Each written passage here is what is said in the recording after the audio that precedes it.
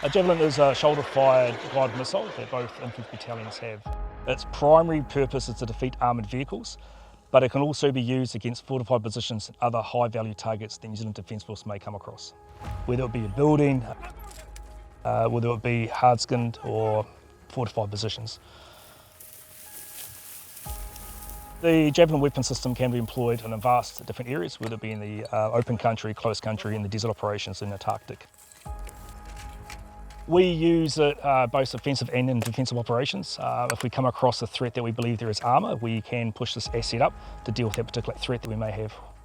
Seek up! Seek up! The Javelin is actually remarkably very portable. Okay. It's light, it's robust, it's a crew-served weapon system. With a bit of training, it's quite lethal in the right hands. Lock! Lock! As you can see behind me, it's broken into three main parts: the command launch unit, the missile, and the tripod, which can be easily spread across a det of 4 to 5 soldiers.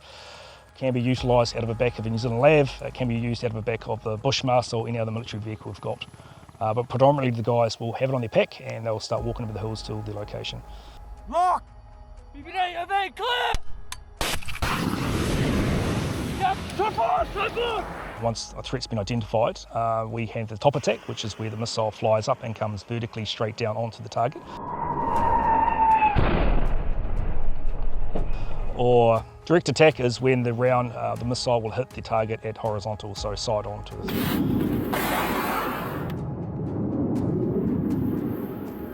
Both have pros and cons, and it's up to the individual operator to decide which is appropriate. So the fire and forget system gives the ability for the firer to lock onto the threat, and once the missile has been fired and released, there is no requirement for the operator to have eyes onto the target. They do not need to stay in place, they can move into cover, and the technology and the software inside the missile will lock onto the target for a very high accuracy.